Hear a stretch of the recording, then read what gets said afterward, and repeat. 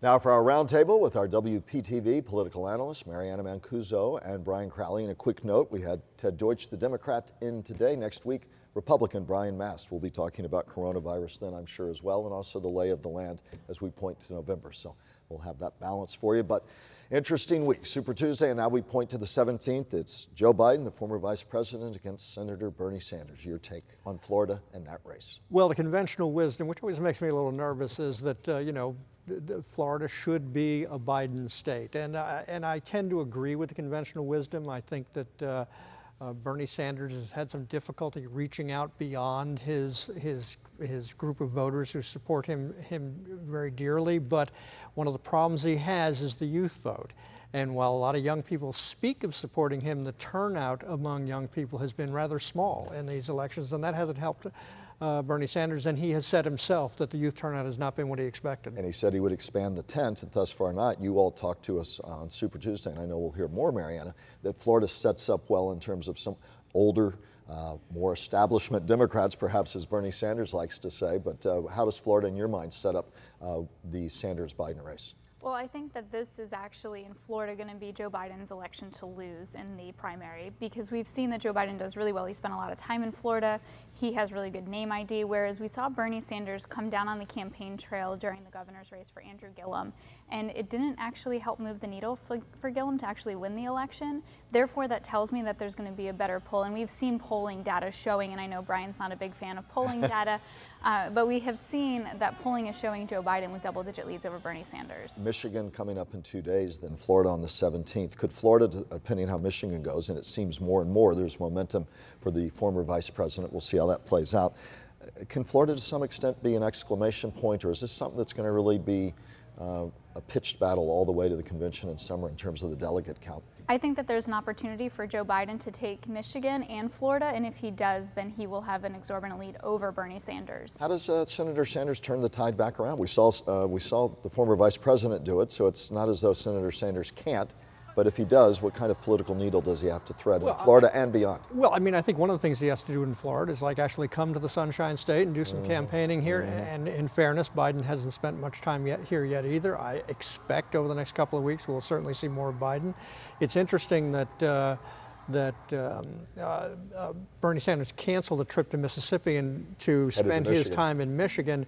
But it also suggests that he's riding off some of the southern states where he did not do well on Super Tuesday. He can't win in a narrow lane. He needs to broaden his coalition, and he needs to, if he wants to win in Florida, he's going to have to broaden his coalition in Florida. The voters in Florida are older, they're not young. He does well with liberals, with urban voters, with Hispanic voters, has an advantage, but certainly the African-American vote, suburban votes, at least polling out of Super Tuesday, and women, college educated with college degree women seem to be more in the Biden camp. So both of them have in play having to reach across to constituencies, but right now Biden seems to have that advantage. Marco Rubio, the U.S. Senator from Florida, the Republican, was with us earlier today, and we asked him about the lay of the land as we look toward November. Let's hear what he had to say. Florida's going to be a close state. The election is going to be close. No one's going to win it by 5 points for the presidency of the United States, so it'll be contested either way. But I also know that the president has done better in Florida historically than he does nationally, and this has been consistent throughout his presidency. I never thought Bernie Sanders would have a chance to win Florida. It would still be close, frankly, because there's a segment of the population that's going to vote for whoever is running against Donald Trump. They don't like him. But I think President Trump will beat Bernie Sanders. I think he beats Joe Biden in Florida as well. Maybe it'll be closer, but he will beat him in Florida. I'm pretty confident the president will win Florida. There are a lot of other states that he needs to win in order to be successful in 2020. Your take on the Marco Rubio analysis as we point toward November? I would love to know where Senator Rubio is getting his numbers from, because what I've just read in terms of the RCP, Real Clear Politics average, it actually has Biden beating Trump in the general election matchup by 5.4 points. Not far outside the margin of error, though, and things haven't heated up. It's not, but that shows that we've also been struggling with coronavirus. The president has been doing the best he can do to try and handle this issue, as well as we've been seeing the stock market just plummet. We know that he's tied his presidency to the stock market, showing a well-rounded economy, and if that continues to languish, we're going to have problems for him. Ryan, your take on the senator's analysis as we look toward November and the matchup as we look to Florida, whether it be Sanders against President Trump or Joe Biden? Well, let me be the first to be shocked that Republican Marco Rubio Thinks the said that president Trump will was win, going yes. to win. I know. Well, but can you beyond imagine that, if he said the opposite? Trump would send the your Air take Force on the down lay of here the to land, take not him the out. senator. I think we're always a close state. We're a purple state. I think that it's Trump's to lose.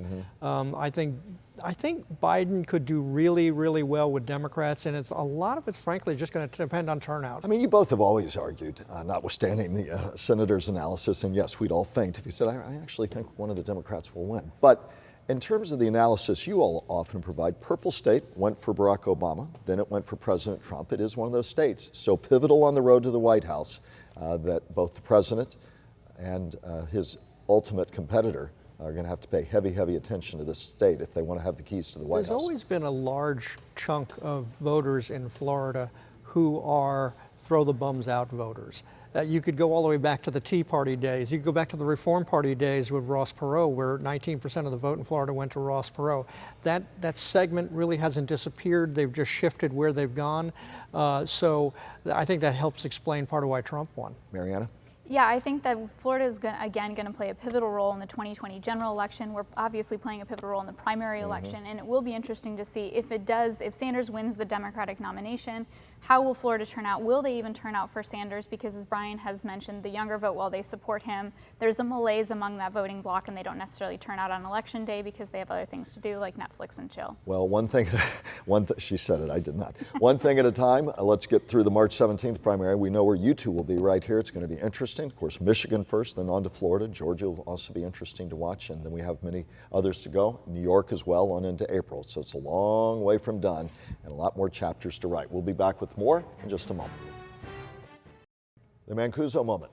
Well, today, March 8th, is International Women's Day, and I think that's just fantastic, and I would love to see all women going out to actually help each other up instead of thinking that we're competition, and working together to, in the words of Jack Lemmon, to send the elevator of success back down and help those up.